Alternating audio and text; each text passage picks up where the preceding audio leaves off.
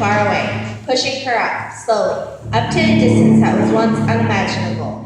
The rest of you can't remember, but when she was full, nights as bright as day, but with butter-colored light. When she was new, she rolled around the sky and was black and brown blown by the wind.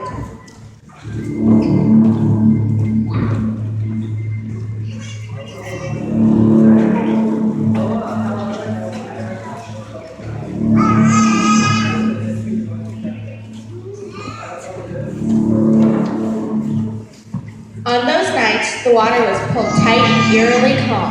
The fish in it, unable to resist the moon's attraction, rose to the surface. All of them, and so did the octopuses and the jellyfish. When they reached the moon's surface, they just kind of hung there. The moon came closest to the earth near the zinc cliffs. They used to go out with those little rowing boats they had in those days. Queequeg, his deaf cousin Patrick, Captain Bahid, and his wife. Once underneath it, all they had to do was prop a ladder against her and scramble up.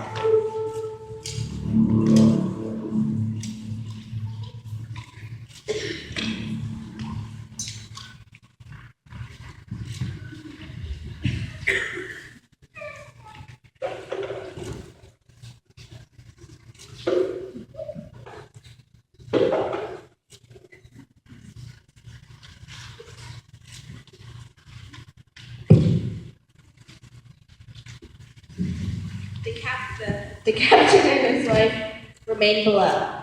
She played the harp. She had very long arms, silvery as eels on those nights, and the sound of the harp was so sweet it was almost unbearable. Surely you're wondering what in the world they went up on the moon for. I'll explain it to you. They went to collect the milk, with a big spoon and a bucket. Moon milk was very thick, like cream cheese. You had only to dip the spoon into the crevices in the moon's scaly cream, and you brought it out filled with that precious milk. The hard part was transporting it down to earth, hurling each spoonful into the air with both hands, using the spoon as a catapult. On the moon, there were vast areas where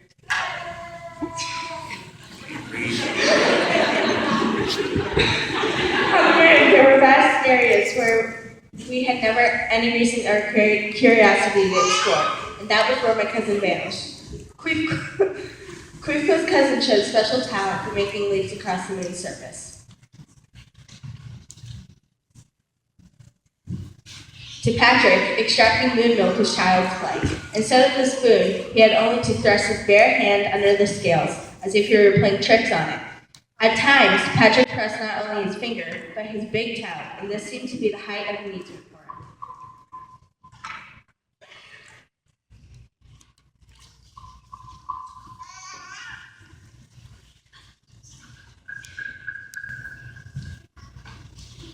It took a while for the body coming down to readjust to the Earth's gravitational pull. Even Queequeg, big and heavy as he was, the others would have to grab his arms and hold him, clinging in a bunch in the swaying boat while he still had his head hanging and his legs stretching upwards to the sky. In all the commotion, Queequeg ended up landing near Mrs. Bahid, who had an attraction as strong as the moon, or even stronger. This is how the story of his love for the captain's wife began, and his suffering, because it didn't take him long to realize who the lady kept looking at insistently. When his cousin disappeared in his mysterious lunar explorations, Queequeg saw her become restless, as if on pins and needles. And then it was all clear to him how Mrs. Bahid was becoming jealous of the moon, and he was jealous of his cousin.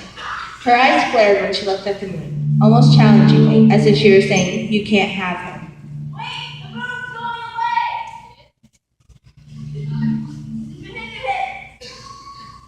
The captain's wife tried to jump, but she was still floating only a few yards from the moon, slowly moving her long silvery arms in the air.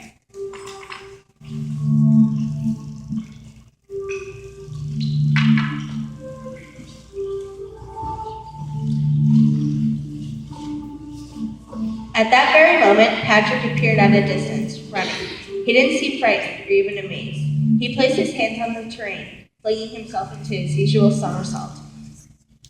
But this time, he had hurled himself into the air, and he remained suspended, hovering for a moment between the moon and the earth before heading with unusual slowness towards our planet.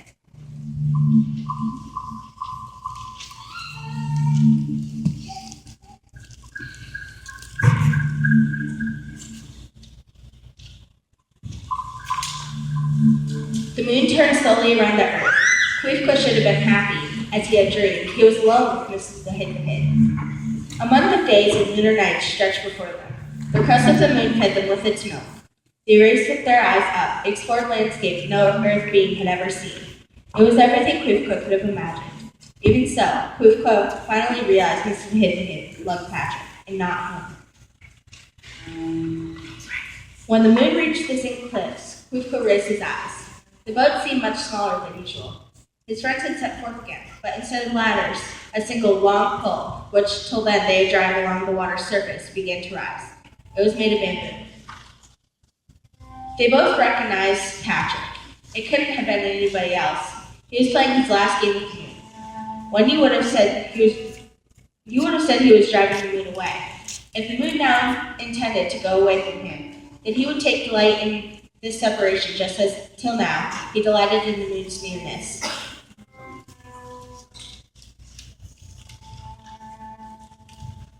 What could Mrs. Vahid do? If Patrick loved the now distant moon, then she would remain distant too. She would stay on the moon. Queefqa saw that she didn't take a step towards the bamboo pole. Well, to tell the truth, he only caught a glimpse of her out of the corner of his eye, because the minute the pole had touched the lunar crust, he had firmly grasped it.